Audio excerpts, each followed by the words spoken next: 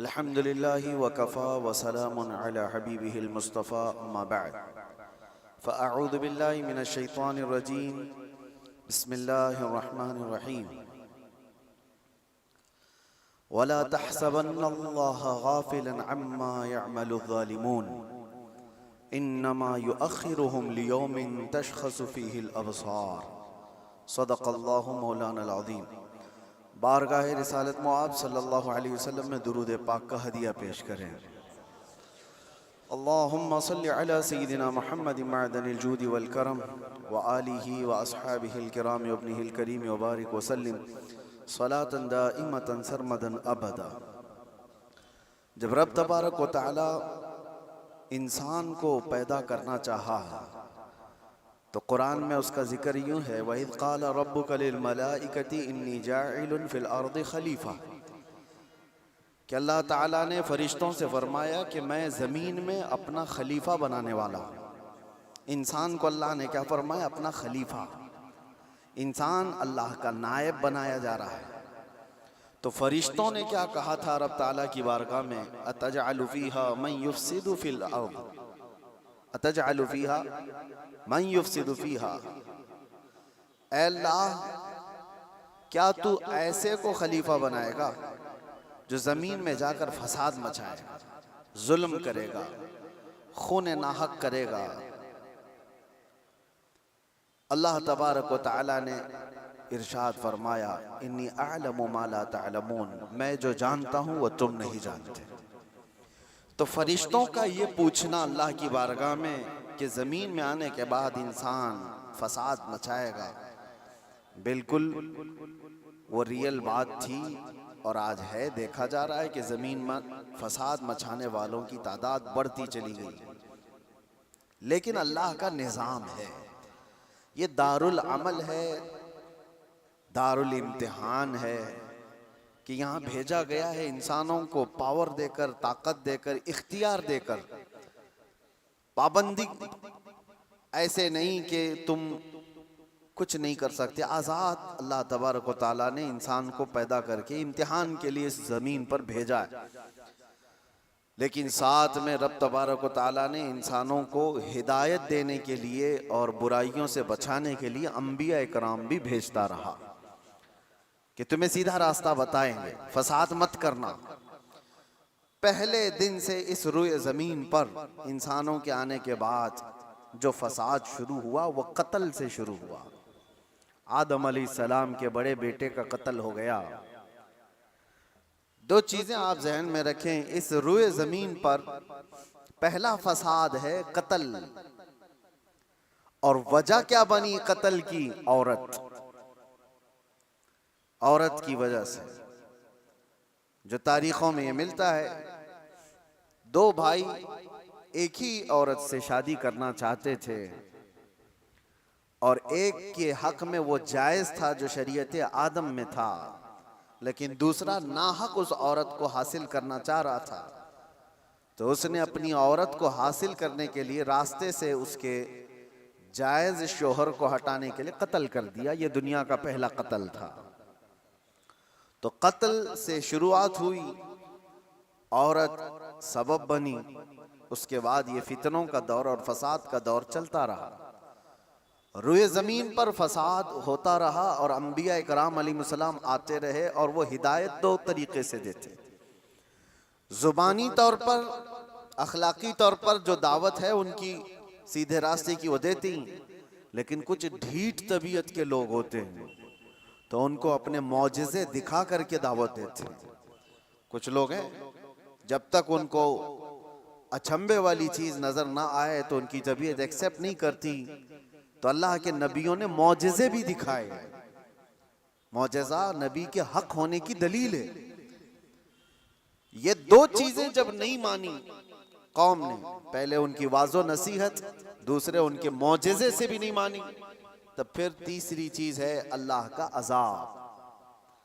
अल्लाह का अज़ाब आया और उन्हें घेर लिया। और ये तारीख़ में एक बार नहीं, बार बार होता रहा। रब तबारक व तआला मोहलत देता है जालिमों को। और कुरान पाक की वही आयत मैंने आज आपके सामने तिलावत की। अल्लाह फरमाता है वला तहसबन्नल्लाह गाफिलन अम्मा यअमलु ज़ालिमून। लोगों, ये हरगिज गुमान मत करना कि अल्लाह तबारक व तआला जालिमों से बेखबर है। हरगिज ये मत सोचना कि वो गाफिल है अल्लाह जो कुछ जालिम कर रहे हैं इन कामों से, हरगिज नहीं। इन्नमा युअख्खिरुहुम, हाँ वो उनको ढील दिया हुआ है। लियौमिन तशख़सु फ़ीहिल अब्सार, उस दिन तक के लिए ढील दिया हुआ है जब सबकी आंखें उन्हें पहचान लेंगी और दर्दनाक तरीके से उनकी गिरफ्तारी होगी। जुल्म क्या चीज है, इसकी डेफिनेशन जरूरी है हर इंसान को मालूम होना। जुल्म आम तौर पर हम लोग ये समझते हैं कि ना इंसाफी, इनजस्टिस को जुल्म कहा जाता है और वो दूसरे के ऊपर जब भी किया जाए तो उसको जुल्म, बल्कि जुल्म आदमी अपने आप से शुरू करता है। कुरान पाक में कई जगहों पर अल्लाह ने ये बयान फरमाया कि वो बड़ा जालिम है जिसने अपनी जान पर जुल्म किया। दूसरों पर जुल्म बाद में होगा, तकरीबन इंसान अपने आप पर भी तो जुल्म कर रहा है। अपने आप पर जुल्म कैसा होगा, अपने आप पर जुल्म कैसे? अपने आप पर जुल्म ये है, जुल्म की तारीफ जो डेफिनेशन है वो ये है, वदअ शै अला गैरि महल्लिही, किसी भी चीज को उसकी असली जगह से हटाकर रख देना। टोपी को अगर कोई पाँव में पहने तो उसकी जगह तो नहीं है, चप्पल को कोई सरों पर रख रहा है तो उसकी जगह तो नहीं है, ये जुल्म है। जिस चीज का जो मकाम है उसको वहां पर रखना ये इंसाफ, और उस चीज से उसे हटा देना ये जुल्म। इसको क्या कहते हैं? जुल्म। किसी भी चीज की असली हैसियत से उसको हटा देना। अब इंसान अपने आप पर जुल्म कैसे कर रहा है? अल्लाह ने तुम्हें अशरफुल मखलूकात बनाया, और अगर तुम अपने आप को जानवर की जगह रख रहे हो तो जुल्म अपने आप पे कर रहे हो। सबसे पहले तुम अपने आप पर जुल्म कर रहे हो। तुम जानवर नहीं, तुम गलाजत नहीं खाते, तुम माँ बहनों के साथ ज़िना नहीं करते, अशरफुल मखलूकात बनाए गए हो। अल्लाह ने तुम्हें अक्ल सलीम अता किया, सूझबूझ की ताकत अता किया, अच्छे बुरे में तमीज़ करने का सलीका दिया। ये सारी चीज़ें अल्लाह ने तुम्हें अता की हैं। अगर इनका इस्तेमाल ना करते हुए इंसान अपने आप को गलाजत में डालता है तो गोया कि वो जुल्म अपने आप पर कर रहा है। सबसे पहले उसने अपने आप पर जुल्म किया। जब कभी कोई गुनाहों में मुलव्विस होता है तो कुरान कहता है उसने अपने आप पर जुल्म किया है। इसीलिए तौबा के मुतालिक जब भी फरमाया गया तो यही कहा गया, जिन लोगों ने अपनी जानों पर जुल्म किया है। अपनी जानों पर जुल्म करना आपको लगता होगा हैरत की बात है, कोई आदमी अपने आप पर कैसे जुल्म करेगा? जुल्म का मतलब सिर्फ वही नहीं चाकू छुरी तलवार से मार देना। जुल्म ये है अपनी हैसियत को गिरा देना। जो मकाम अल्लाह ने तुझे दिया था वो छोड़कर तुम किसी और गलाजत में पड़ गए, ये सबसे पहला जुल्म है जो हमने अपने आप के साथ किया इंसान होने के नाते। दूसरी और एक खास सिफत अल्लाह ताला ने आपको अता किया, आप इंसान होने के साथ साथ उम्मत मोहम्मदिया है। अब स्टेटस बढ़ गया है तुम्हारा, तुम्हारी जगह बढ़ गई है जिस जगह पर अल्लाह ने तुम्हें बयान किया है। कुरान में अल्लाह फरमाता है इंसान तो दुनिया में बहुत बनाए गए, करोड़ों की तादाद, लेकिन कुंतुम खैर उम्मतिन उखरिजत लिन्नास, सारे इंसानों में अल्लाह ने तुमको खैर उम्मत बनाया, सबसे बेहतरीन उम्मत बनाया। तो जो टाइटल अल्लाह ताला ने हमें दिया खैर उम्मत का, उस पर अगर तुम कायम हो तो इंसाफ कर रहे हो अपने आप के साथ, और उस टाइटल से हट करके काम कर रहे हो तो जुल्म किया अपने आप के साथ। हमने अपने आप के साथ जुल्म किया। जुल्म की शुरुआत यहाँ से होती है, फिर उसके घर में होती है। घर से जुल्म होता है, बीवी पर, बच्चों पर, उनके हुकूक को मार देना ये जुल्म है। उनके हुकूक की तलफी बहनों, भाइयों, माँ बाप, औलाद, और उसके बाद फिर ये जुल्म बढ़ता हुआ पड़ोसियों तक जाता है, पड़ोसियों के साथ जुल्म, फिर उसके बाद मुआशरे में आता है जिसमें वो जी रहा है, मोहल्ले में, और फिर जैसे जैसे उसके मकामात बढ़ते चले गए उसके साथ साथ जुल्म की शाखें भी बढ़ती चली जाती हैं। जुल्म की हजार किस्में हैं, हजार किस्में हैं। मेरे अजीजों, एक बात याद रखो, कुरान में अल्लाह ताला ने फरमाया इन्नहु ला युहिब्बुज़ ज़ालिमीन, अल्लाह ताला जालिमों को हरगिज पसंद नहीं करता। जो हद से ज्यादा बढ़ने वाले हैं वो अल्लाह को पसंद नहीं है। लेकिन लोगों ने जुल्म का कॉन्सेप्ट ये बना करके रखा है, सिर्फ मार धाड़ कत्ल करने वाला ही जालिम है। जालिम तो घर से भी शुरू हुआ है। घरों में हुकूक तलफी जिसने किया वो जालिम है। जिसने बीवी का हक मार लिया वो जालिम, जिसने माँ बाप का हक अदा नहीं किया वो जालिम, जिसने औलाद का हक अदा नहीं किया वो जालिम, जो अपने भाई बहनों का हक मार कर बैठा वो भी जालिम। ये जुल्म की कई शाखें हैं। और उसके बाद मेरे अजीजों, लोग जब अमली जिंदगी में आगे बढ़ते हैं तो जुल्म कहां कहां है मैं आपको बताऊं। जुल्म इंसान करता कब है? कमजोर आदमी जालिम तो नहीं होता, ये तो सबको पता है, सारे लोग देखते हैं। अगर मिसाल के तौर पर मैं आपको बताऊं, किसी जुर्म में अंधा, लूला, लंगड़ा ऐसा आदमी, लूला भी है, लंगड़ा भी है, कुछ नहीं, पैर भी नहीं, हाथ भी नहीं, आंख भी नहीं, ऐसे शख्स को कोई पकड़ करके लाए और कहे कि इसने फलां के साथ बहुत जुल्म किया है, मार धाड़ किया है, तो दुनिया हंसेगी कि वो माजूर है, वो क्या कर सकता है। ये तो बात सही है। कमजोर आदमी जुल्म नहीं कर पाता क्योंकि उसके पास वो नहीं है। इसका अपोजिट ये निकलता है कि ताकत जैसी ही आती है इंसान वैसी जुल्म शुरू करता है। ताकत, और ताकत कई किस्म की है। जिस्म की भी ताकत है, माल की भी ताकत है, पावर की भी ताकत है, मनसब की भी ताकत है। और ये तीनों ताकतें जब किसी के ऊपर चढ़ जाती हैं तो फिरौन बनता है। ये तीनों ताकतें जानते हो आप, फिरौन तन्हा 1000 लोगों से लड़ सकता था और ताकत उसकी जिस्मानी ऐसी थी कि 90 साल तक उसको बुखार भी नहीं आया, कभी सर्दी बुखार भी नहीं, कभी बीमार नहीं हुआ। ये जिस्मानी ताकत थी। माल की ताकत तो ऐसी कि आधी दुनिया के खजाने उसके थे। और पावर की ताकत ऐसी कि बादशाह आजम बना बैठा था, लोग तो उसके सामने झुकते थे। जब तीन चीजें ऐसी साथ मिल जाती हैं तो फिरौन बनने की कोशिश करता है हर आदमी।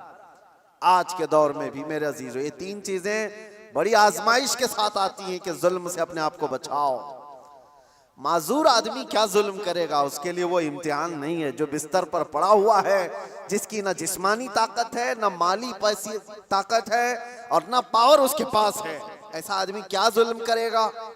जुल्म वो करता है जिसके पास ताकत हो, और ताकत वाले के साथ इम्तिहान भी ज्यादा है। अजीजा ने गिरामी वक़ार, आज हम देख रहे हैं ताकत 3 किस्म की मैंने बताया। सबसे पहले मैं शुरुआत करता हूं जिस्मानी ताकत। जिस्मानी ताकत जब किसी के पास हो तो सबसे पहले वो मुक्का आजमाई की कोशिश करता है, हर एक पर देखता है मेरा मुक्का कितना तेज लगता है। वो ट्रायल शुरू कर चुका है। बॉडी बनाने के साथ ही उसको चाहिए ये कि किसी पर एक थप्पड़ लगा करके देख लूं कितना तेज लगता है। उसकी जिस्मानी ताकत का वह इस्तेमाल शुरू कर चुका है। मैं आपको बताऊं, जिस्मानी ताकत में मेरे अजीजों हैदर कर्रार को कौन पहुंच सकता है? जो शेरे खुदा, फातह खैबर, मुश्किल कुशा सैयदना अली इब्न अबी तालिब करमल्लाहु वजहुल करीम, उस जमाने के 40 सहाबा जो दरवाजा उठा नहीं पा रहे थे, तन्हा हजरत अली ने एक हाथ से उठाकर फेंक दिया था। जिनकी ताकत का यह अंदाजा करो, हैदर कर्रार की जिस्मानी ताकत को सारी ये सब नहीं पहुंच सकते काजू बादाम वाले।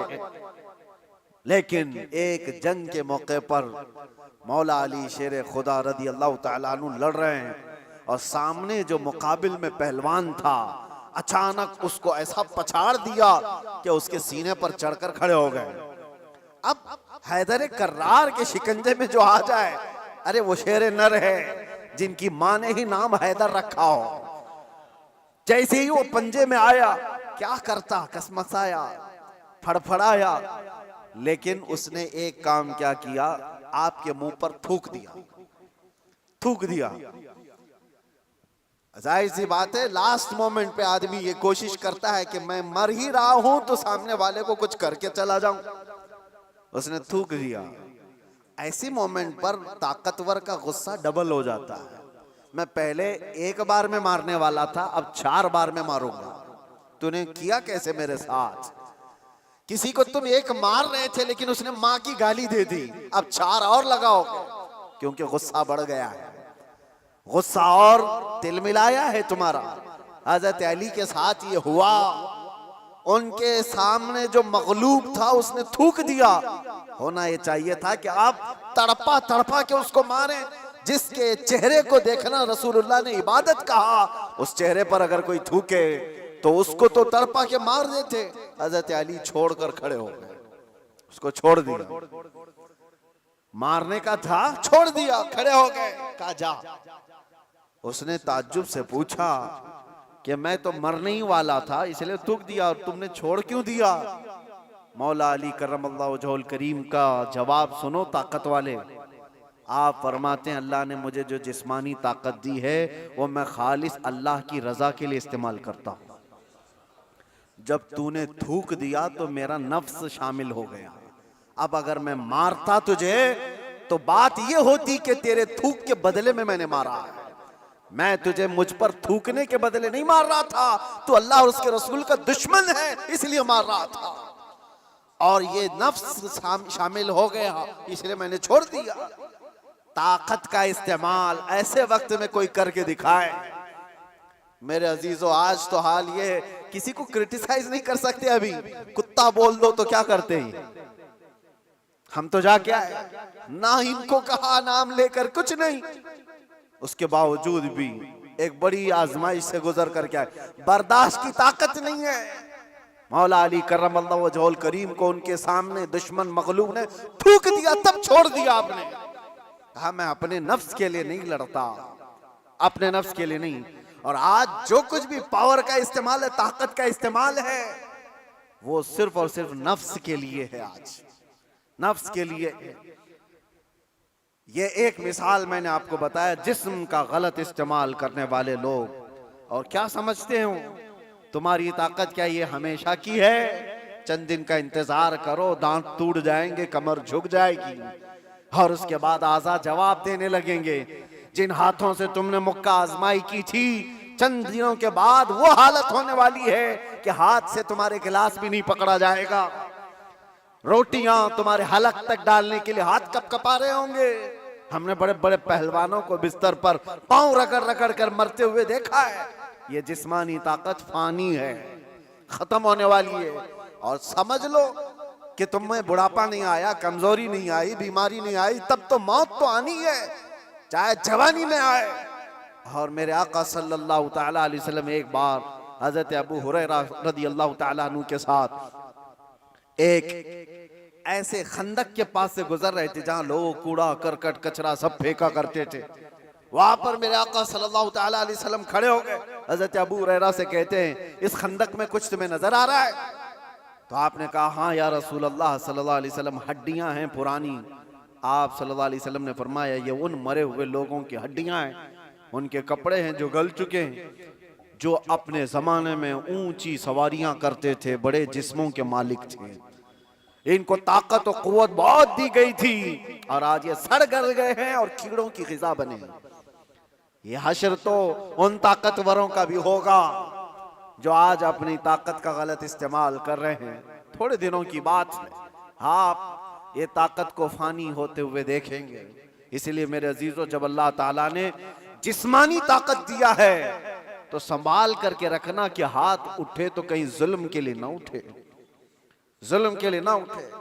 जिस्म का इस्तेमाल कभी अपने नफ्स के लिए ना हो। इमाम अहले सुन्नत इमाम अहमद रजा खान फाजिल बरेलवी रदी अल्लाह ताला कौन नहीं जानता, आज आशिकों के इमाम, बरेली के ताजदार, जिन्होंने हजारों मसाइल का हल लिख दिया अपनी जिंदगी में, 1000 से ज्यादा किताबें लिख दी। और वो शहंशाह वक्त अपने जमाने के कुतुब मस्जिद में एतिकाफ में बैठते थे रमजान में, लेकिन एतिकाफ की हालत में भी मुसलसल इल्मी काम किया करते थे। एक बात थी, आला हजरत जैसे फकीह, उनके जैसा बड़ा आलिम जिसके सामने दूसरे कई उलमा अपने घुटने टेक देते हो। एतिकाफ की हालत में तवज्जो, जैसी ही इफ्तारी हो जाती तो आपके खादिमों में से घर से जो खाना लाया जाया करता था, एक बच्चा था 12 साल का, वो तो शदान लेकर के आता था, इफ्तारी और सहरी पहुंचाता था मस्जिद में। लेकिन आला हजरत को एक आदत थी पान खाने की, और पान खाने वाले लोग इफ्तारी के फौरन बाद पान चाहिए। आला हजरत इफ्तारी कर चुके, पान जो रोजाना आता था वो बच्चा पान लाया नहीं, और टाइम गुजरता गया, आपको पान की तलब हुई कि अभी तक आया नहीं, अभी तक आया नहीं। वो तकरीबन घंटा भर के बाद वो बच्चा आया और दौड़ता हुआ आया, कहा बड़े मौलाना साहब पान रह गया। पान ला करके दिया, एक तमाचा उसको लगाया, कहां चला गया था, पान लेकर कहां भाग गया था। वो बच्चा, जो खादिम है, खिदमत करने वाले लोग हैं, कहा माफ कीजिए भूल गया था, दिया और चला गया भागकर। पान खा लिया। आपके शागिर्द हैं अल्लामा जफरुद्दीन बिहारी रहमतुल्लाह तआला अलैह, उन्होंने लिखा है इसको, आला हजरत के शागिर्द। वो कहते हैं पान खाने के बाद आला हजरत इतने बेकरार हो गए, तरावी हो गई, टहलते रह गए इधर से उधर बेचैनी से। मैंने जाकर पूछा इमाम वक्त से आला हजरत से, मौलाना जफरुद्दीन साहब फरमाते, कहा क्या वजह है। आला हजरत ने कहा मौलाना जाओ वो बच्चा कहाँ है उसको ढूंढ के लाओ। कहा क्यों, क्या हुआ। कहा उसको बुला लाइए, मैं उसको मार दिया था। तो मौलाना जफरुद्दीन रहमतुल्लाह अलैह फरमाते, मैं ढूंढने के लिए निकला, वो कहाँ मिलता, रात हो गई थी, कहीं दुबक के सो गया हो। लेकिन आला हजरत ने रात भर ढूंढने लगवाया। जो भी शागिर्द आए उससे कहो बच्चे को ढूंढ लाओ जो खाना लाता है हमारा। वो कहीं मिला ही नहीं। रात भर आप सोए ही नहीं, मस्जिद में टहलते रहे बेकरारी के साथ। सहरी का वक्त हुआ तो तोशादान लेकर बच्चा आ गया, उसकी ड्यूटी थी। वो जैसे ही आया आला हजरत लपक कर दरवाजे पर जाते और जाकर तोशा उसके हाथ से लिया, रख दिया और घुटने टेक कर जमीन पर बैठ गए। वक्त के मुजद्दिद की बात कर रहा हूं। उस बच्चे के दोनों कंधों को पकड़ा और कहा बेटा कल की रात मैंने थप्पड़ मार दिया था अपने हाथ से तुझे, खालिस मेरे पान के लिए, ये मेरे नफ्स के लिए मारा था, तो अल्लाह के लिए मुझे माफ कर दे। वक्त का इमाम अब छोटे बच्चे से कह रहा है मुझे माफ कर दे। वो बच्चा कसमसा रहा है, घबरा रहा है। देखा है वक्त के बड़े बड़े फकीह और मुफ्तियान कराम इस इमाम के सामने बैठ जाते हैं अदब से, और ये वक्त का इमाम मुझसे माफी तलब कर रहा है। बच्चे ने कहा हुजूर छोड़ दीजिए, मैंने कुछ समझा ही नहीं, मुझे कुछ पता ही नहीं। आला हज़रत ने कहा नहीं ऐसा नहीं होगा, तू कह दे माफ किया। मौलाना जफरुद्दीन फरमाते हैं मैं देखता खड़ा था। आला हज़रत कह रहे हैं कल क़यामत के दिन अगर रसूलुल्लाह सल्लल्लाहु अलैहि वसल्लम ने मुझसे पूछा ऐ अहमद रज़ा क्या तेरे अंदर अल्लाह ने ताकत इसलिए दी थी कि तू अपने पान के लिए छोटे बच्चे पर हाथ मारे, मैं क्या जवाब दूंगा उस दिन क़यामत के दिन। आला हज़रत उसको पकड़ करके थाम रहे, तो उस बच्चे ने कहा कि ठीक है मैं माफ कर दिया। आला हज़रत कहते हैं बच्चों को इख्तियार नहीं है माफ करने का, बच्चों को मसाइल है, वो मालिक नहीं है। हाँ आपने कहा, अपने सर से टोपी उतारी और कहा जैसे कल मैंने तुझे मारा था वैसे तू भी मुझे मार, बराबर हो जाए मामला।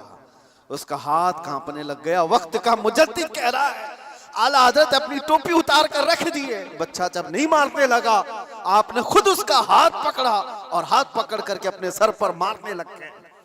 3-4 बार उसकी जब थप्पड़ पड़ी तो आला हज़रत मुस्कुराते हुए खड़े हुए कहा बात बराबर की हो गई, तूने मुझे माफ भी किया और बदला भी ले लिया। मौलाना जफरुद्दीन रहमतुल्लाह अलैह फरमाते हमारे आंसू निकल गए। वक्त का मुजद्दिद है, ताकत का गलत इस्तेमाल नहीं।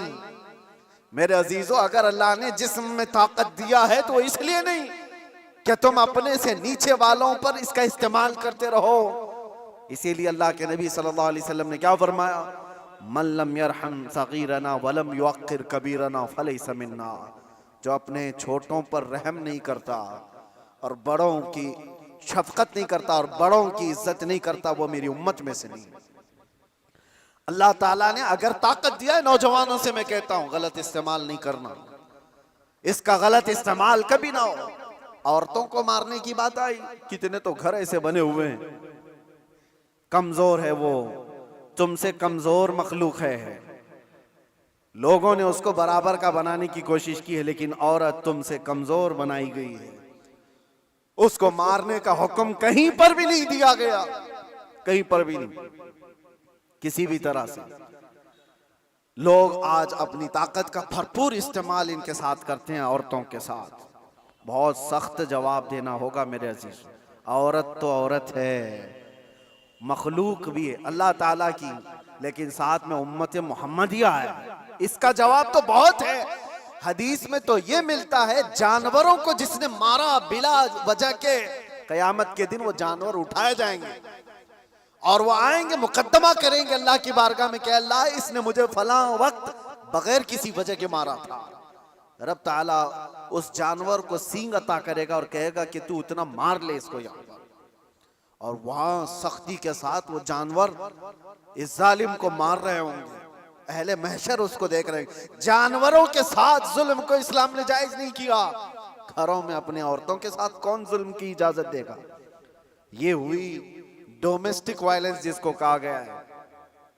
मैंने अंदर कैद में देखा कितने ऐसे कैदी औरतों को जला करके अंदर आए हुए हैं, छोटी छोटी बातों पर, जहेज के नाम पर, दो खानदानों के झगड़ों पर औरतों को जला दिया, मार दिया, खत्म कर दिया। ऐसे कितने वाक़यात। इंसान को जब ताकत ज्यादा आ जाए तो वो जुल्म के रास्ते पर आ जाता है। यहां अपने आप को कंट्रोल करना मेरे अजीजों, ये वक्त का बहुत बड़ा चैलेंज है तुम्हारे साथ। ये हुई जिस्मानी ताकत, और जब माल आ जाए, अल्लाह अकबर, ये बड़ी आजमाइश है, ये बड़ी आजमाइश है। चर्बी ज्यादा उस वक्त आती है जब माल ज्यादा आता है। जिस्मानी ताकत तो चले, आदमी अपने आप को कंट्रोल कर लेगा, रोक लेगा, लेकिन माल की चर्बी ये बड़ी खतरनाक है। ये तो गरीबों का मजाक उड़ाती है सबसे पहले, दीन को हल्का समझती है सबसे पहले। ये मौलाना लोग, ये हमारी कैटेगरी के नहीं है। या उलमा, ये तो कमतर लोग हैं, यतीम लोग हैं, लावारिस लोग हैं। मालदार सबसे पहले दीन का मजाक उड़ाने लग जाता है। इसीलिए माल आए तो हमेशा दुआ ये करना कि अल्लाह माल के साथ उस्मान गनी की सखावत अता कर दे।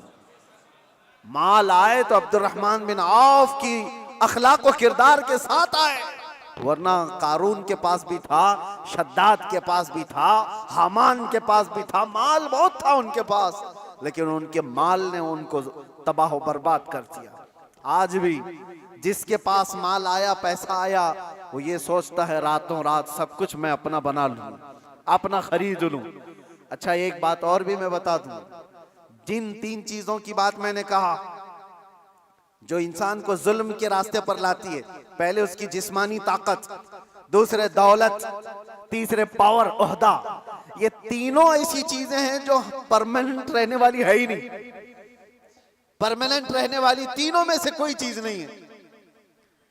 हाँ, इतना है कि जिस्मानी ताकत को जाने में टाइम लग सकता है, थोड़े टाइम बाद जाएगी, लेकिन वो भी पक्का नहीं। किसी हादसे में गिर गया, वो सारी जिस्मानी ताकत भस्म हो जाएगी। लकवा मार गया तो बड़ा सा बड़ा पहलवान बिस्तर पर आ गया, कुछ नहीं होने वाला है। मैंने सऊदी में देखा है, बहुत हट्टे खट्टे आदमी को, कोमा में है बेचारा, अब तो गल गया, लेकिन जिस वक्त कोमा में आ गया तो सिर्फ एक अटैक कुछ हुआ, कोमा में चला गया, जिस्म पूरा गल गया, खत्म हो गया। तो जिसको अपने जिस्म पर बहुत ताकत था वो अचानक भी जा सकता है, लेकिन नॉर्मली देखा गया है कि जाने में टाइम लगता है। जिस्मानी ताकत, माल का कोई भरोसा नहीं। लोग ये कहते इतना हमारे पास है कि 7 पुश्तें खाएंगी। हमने उस घर को भी देखा, उसका खुद बेटा 10-10 रुपए की भीख मांगता है। जिसने ये कहा था कि इतना मेरे पास है कि 7 पुश्तें खा सकती हैं, उसका सगा बेटा आज 10 रुपए मांगता है। ये माल को जाने में ज्यादा वक्त नहीं। तीसरा पावर और मनसब।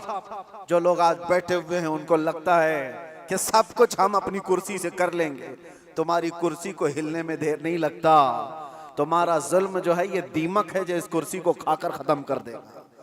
जुल्म कुर्सी पर बैठा हुआ आदमी जब करता है, माल वाला और कुर्सी वाला दोनों, ये वक्त के साथ ऐसे तेज बहते हैं कि उनको अंदाजा ही नहीं होता, उन्हें पता नहीं उनके जुल्म के शिकार मजलूमीन की आहें अल्लाह तक जा रही हैं। रब तबारक व तआला कुरान में फरमाता है कि अल्लाह तबारक व तआला इनके कामों से बेखबर नहीं।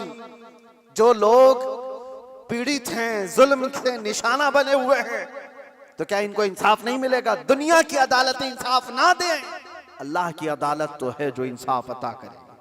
जालिम दुनिया में भी भुगतेगा और आखिरत में उसका दर्दनाक अंजाम है, दर्दनाक अंजाम है। फिरौन के साथ क्या हुआ, नमरूद के साथ क्या हुआ? अरे एक मच्छर से हिलाक हो गए। फिरौन पानी में गर्क कर तबाह हो गया, गर्क होकर तबाह हो गया। अबू जहल को 2 छोटे बच्चों ने मार के गिरा दिया। जो ताकत और माल का नशा था जिसको, आज हालात ऐसे मेरे अजीजों, ये 2 तरह का जुल्म बहुत बढ़ गया है, माल का और पावर का। आज जो पूरी इंटरनेशनल न्यूज घूम रही है अमेरिका की दादागिरी, कोई बोलने वाला है इस पर? वो किसी भी मुल्क के राष्ट्रपति को उठा करके ले जाए, किसी को कुछ नहीं। हालांकि नई बात नहीं है, नई बात नहीं। पावर है ना, ताकत है, नशा है, वो कुछ भी कर सकता है। ये पहली बार नहीं, ऐसे कई मुल्कों के साथ हुआ है। दूसरे मुल्कों में जाकर के बम गिरा देना, दूसरे मुल्कों के चुनी हुई सरकारों को गिरा देना, ये पहली बार है। जो आज सोशल मीडिया पर गर्दिश कर रही है बातें, वेनेजुएला के साथ ऐसा हुआ वैसा हुआ। अरे खुद यहाँ हमारे मुल्क में जब मुंबई पर अटैक हुए थे, हमले हुए थे, आपको पता होगा, काफी साल पुरानी बात, ताज पर और ये वीटी में जो हमले हुए थे, उस वक्त पकड़ करके एक अजमल कसाब को तो बहुत घुमाया गया है न्यूज में, लेकिन आपको पता है एक मास्टरमाइंड और भी था, डेविड नाम का, और उसको गिरफ्तार भी किया गया। लेकिन अमेरिका की फौज आकर उसको रातों रात यहां से लेकर अमेरिका चली गई, और ये कह करके कि इसका मुकदमा हम चलाएंगे। दादा है साहब, हमारे मुल्क का मुजरिम है, हमारे मुल्क में फसाद किया, लेकिन कानून उनका चलेगा। ये क्या है? ये पावर का इस्तेमाल। दुनिया यही चीज देखती है आज, जिसकी लाठी उसकी भैंस कहा जाता है।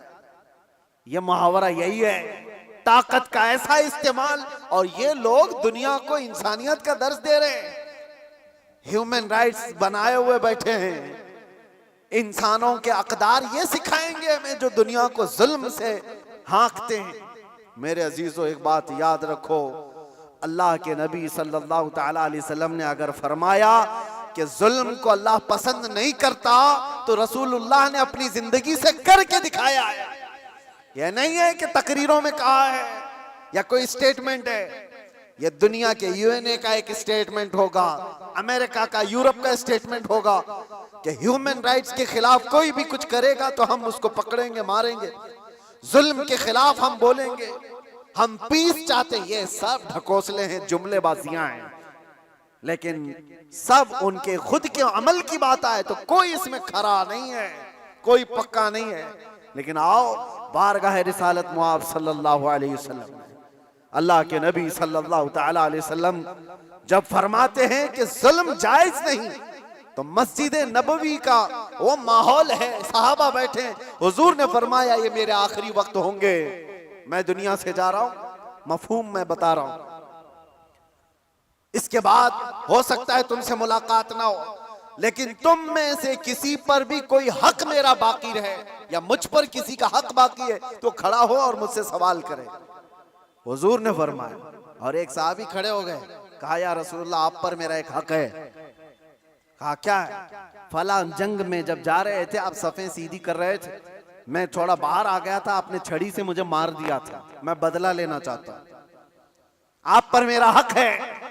तो रसूल करीम सल्लल्लाहु ताला अलैहि वसल्लम ये नहीं फरमाया इस्लाम का बादशाह जो इस्लामी सल्तनत को एस्टेब्लिश कर रहा हो कि तुम बादशाह जो पूरे कायनात में फैलने वाला दीन है उसके मुक्तदा और उसके आका से बदला लेने की बात कर रहे हो। नहीं फरमाया, हुजूर ने फरमाया उठो आओ। हजरत उमर तलवार निकाल लिए थे, कहा कौन है जो रसूलुल्लाह से बदला लेगा? हुजूर ने फरमाया उमर तलवार नीची करो या अदालत की महफिल है। ये इस्लाम है, ये अल्लाह तबारक व तआला की मंशा के मुताबिक चलेगा, ना कि पावर के मुताबिक। पावर तुम्हारे पास है, इख्तियार तुम्हारे पास है। हुजूर ने फरमाया आ जाओ। वो सहाबी आए, लेकिन उन्होंने ये भी तकाजा किया कि या रसूल अल्लाह, जिस वक्त आपने मारा था मेरे जिस्म पर जुब्बा नहीं था, मैं नंगी पीठ था, आपने मार दिया था, मैं चाहता हूं आप भी अपना जुब्बा उतार दीजिए। हुजूर पाक सल्लल्लाहु अलैहि वसल्लम ने उस वक्त अपना जुब्बा उतार दिया बगैर कुछ कहे। उस सहाबी ने बढ़कर मेरे आका की मोहरे नबूवत का बोसा ले लिया। दोनों कंधों के बीच हुजूर के एक ऐसी मोहरे नबूवत थी जो सूरज से ज्यादा चमकती थी। ये निशानी थी मेरे आका के खातमुन नबीन की, खत्म नबूवत की मोहर। उस सहाबी ने बोसा ले लिया और कहा बदला हो गया मेरा ये। लेकिन अल्लाह के नबी सल्लल्लाहु अलैहि वसल्लम ने अपने आप को पेश तो किया है। कोई किसी के सामने ये गच तो बताए कोई। अरे आज का कोई भी नेता खड़ा होकर के कह दे किसी पर कोई हक बाकी है तो पूरे घर निकल आएंगे। हाँ, सबका तो खा के बैठा हुआ है छोटी छोटी चीजों के लिए। अब तो देखें लोग फिर भी संभलते नहीं है। मुझे हैरत इस बात की होती है, ये जो अभी इलेक्शन आ रहे हैं सारे नेता तो बाहर निकले होंगे, सब तुम्हारे पास अपनी अपनी कहानियां लेकर, लेकिन इनके पिछले जुल्म तो याद नहीं है, लोगों को भूल जाते हैं। अरे पानी के लिए लोगों से रिश्वत, घर के लिए रिश्वत, हर चीज के लिए। ये मखलूक के साथ जो जुल्म करके कुर्सी संभालते हैं, इनका जब वक्त आए तो मेरे अजीजों तुम्हें भी तो अपने पावर का इस्तेमाल करना चाहिए। एक बात याद रखो, इमाम हुसैन का ये जुमला है, आपने फरमाया था कि मेरे नजदीक जालिम वो नहीं जो किसी को मारता है, जालिम वो भी है जो उसके जुल्म को देखकर खामोश रहता है, आवाज नहीं उठाता। और यहां आवाज उठाने की बात तो छोड़ो, तुम तो ताउन कर रहे हो। आप भाई आगे बढ़ो, हम तुम्हारे साथ हैं। जुल्म करते रहो, हम भी तुम्हारे साथ हैं। पैसा खाते रहो, हम भी तुम्हारे साथ हैं। ये क्या है? ये निजाम को बदलने की जरूरत है। आज पावर का जो इस्तेमाल हो रहा है, गलत इस्तेमाल, इसको बदलने की अपने अंदर सोच पैदा करो। आप सोचते होंगे हम थोड़ी तादाद में, हमसे क्या होगा? हरगिज मत सोचो। एक की सोच से भी इनकलाब आता है, एक की सोच से भी इनकलाब आता है। बढ़ना तुम्हारा काम है। तुम क्यों सोचते हो कि पूरी दुनिया मेरे साथ खड़ा होना चाहिए? नहीं। सरकार मुजाहिद मिल्लत रहमतुल्लाह ताला अलैह बहुत दिल के अंदर मलाल लेकर के चलते थे। उम्मत के हालात ऐसे, मैं उनको पढ़ा तो मैं भी कई मर्तबा ऐसा, जिसको कहते हैं ना डिसअपॉइंट हो जाना, हालात को देख रहे यार कोई आता ही नहीं, क्या फायदे का हम चिल्लाते रह जाएं, लोग आपस में इख्तिलाफ करके छोड़ के चले जाएं। हुजूर मुजाहिद मिल्लत रहमतुल्लाह ताला अलैह एक बार लोगों को बुलाए थे कि दिल्ली आओ, लेकिन उनकी जितनी तादाद उनको मकसूद थी नहीं आए, तो बहुत ज्यादा नर्वस हो गए। कहा कि इस उम्मत के लिए हम आवाज उठा रहे हैं, ये आने को तैयार नहीं। वापस आए, उस वक्त सुना सरकार मुफ्ती आजम हिंद रहमतुल्लाह ताला अलैह आला हज़रत के शहजादे, उन्होंने कहा था कि मौलाना लोगों को मत देखो, दुनिया जो है कूफा में इमाम मुस्लिम के साथ शाम में 60,000 की तादाद में नमाज पढ़ती है और दूसरे दिन फजर में 2 बच्चों के अलावा कोई नहीं होता। आप इनके बेस पर ना आओ, आप अल्लाह के भरोसे पर जाओ। इसलिए कि गरीब नवाज पहले से हिंदुस्तान में माहौल बना के नहीं आए थे, अल्लाह के भरोसे आए थे, अल्लाह ने माहौल बना दिया। एक आया था लेकिन लाखों को इस्लाम का नूर देकर गया। एक से भी होता है इनकलाब। आप क्यों सोचते हो कि मेरे चाहने से कुछ नहीं होगा? आप सोचो, खड़े हो इनकलाब के लिए कि मैं जालिम का साथ नहीं दूंगा, जुल्म के खिलाफ रहूंगा। लोग तो बिक रहे हैं आज। हमारे यहाँ एक नेता साहब ने कह भी दिया कि मुसलमानों के वोट की हमें कोई जरूरत नहीं, इनको लुभाने की जरूरत नहीं। एक रात पहले 1-1 हजार में बिक जाएंगे, इनके घरों में 1-1 हजार का लिफाफा पहुंचा दे, ये बिक जाएंगे, हो जाएगा। उम्मत मुस्तफा को आज लोग इस तरह का खिलौना बनाए, और ये मजाक नहीं है आपके साथ। आप उसके बावजूद भी ये कहते भाई आगे बढ़ो, हम तुम्हारे साथ हैं। जालिम का साथ देना भी बड़ा जुल्म है। कयामत के दिन इसका भी सवाल होगा आपके साथ, इसका भी सवाल होगा कि उसके जुल्म तक पहुंचने में कौन मददगार था? तुम मददगार थे, तुम सारे मददगार थे। इसकी पकड़ होगी। इसीलिए मेरे अजीजों, हो तो इंसाफ के साथ, नहीं तो मेरे आका ने जो फरमाया एक जमाना ऐसा आएगा कि लोग वही ईमान बचा पाएंगे जो अपने घर में टाट के कपड़े की तरह पड़े रहेंगे, वही लोग अपना ईमान बचा पाएंगे। आज वो हालात हमें दिख रहे हैं, कहां जाएं खुदा बंदा, ये तेरे सादा दिल बंदे किधर जाएं कि दुर्वेशी भी अय्यारी है, सुल्तानी भी मक्कारी है। आज वो हालात आ गए हैं। अजीज़ा ने गिराम वक़ार, खुलासा कलाम मेरा ये है, अल्लाह ताला ने जुल्म को सख्त नापसंद फरमाया, जुल्म को सख्त नापसंद फरमाया। आज जो पूरी दुनिया पावर का और माल का जुल्म कर रही है, ये हमारे लिए नया नहीं है, लेकिन हम जूझ रहे हैं। इंतजार करो, हर जुल्म के बाद अल्लाह तबारक व तआला एक नई सुबह तुलू फरमाता है।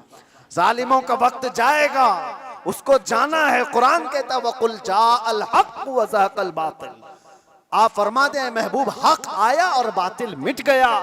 इन्नल बातिल कान ज़हूक़ा, और बातिल को तो मिटना ही है, मिटना ही है। जालिम को तो जाना ही है। वक्त आएगा हर एक का। इसीलिए मैंने वो जुमला कहा था जिसकी वजह से मुझे बड़ी सख्त सजा हो गई, कुछ देर की खामोशी है। इसीलिए कहा था कुछ देर की खामोशी है। ये जुल्म जितना भी होगा, अंधेरा हमेशा नहीं रहता, सुबह रोशन होगी। चांद को गहन हमेशा नहीं लगता, छट जाता है फिर वो चमकता है। ये उम्मत मोहम्मदिया है, आज खिजा रसीदा है, हालात खराब हुए हैं, लेकिन ये हमेशा के नहीं है। ये हालात छटेंगे और उम्मत मोहम्मदिया का वकार वापस आएगा। और हमारा काम क्या है? उम्मत को जगाना, बेदार करना, तुम्हारी तो हैसियत और तुम्हारी अपनी वैल्यू बताना कि तुम वो नहीं हो जिस तरह की जिंदगी गुजार रहे हो। 100 साल पहले इकबाल ने बहुत प्यारा शेर कहा था, बहुत प्यारा, हमें झिझोड़ते हुए कहा था कि उम्मत मोहम्मदिया को मुखातब करते हुए इकबाल ने कहा था कि पहाड़ बसेरा कर पहाड़ों की चट्टानों में, तू शाहीन है बसेरा कर पहाड़ों की चट्टानों में, नहीं तेरा नशीमन कसरे सुल्तानी के गुंबद पर। मतलब समझते हो, उर्दू है, नहीं तेरा नशीमन कसरे सुल्तानी के गुंबद पर। कसरे सुल्तानी बादशाह के महल का गुंबद कितना ऊंचा हो सकता है? ज्यादा से ज्यादा कितना फीट ऊंचा होगा? 200 फीट ऊंचा कर दिया होगा, 400 फीट ऊंचा होगा। लेकिन इकबाल कहता है वो गुंबद की ऊंचाई ये तेरी मंजिल नहीं है। एक परिंदा है शाहीन, जानते हो, जो सबसे ऊंचा उड़ता है, और इतना ऊंचा उड़ता है कि उसको कौवे भी नहीं देख सकते, कौवे भी नहीं देख पाते उसको। शाहीन इतना ऊंचा उड़ता है।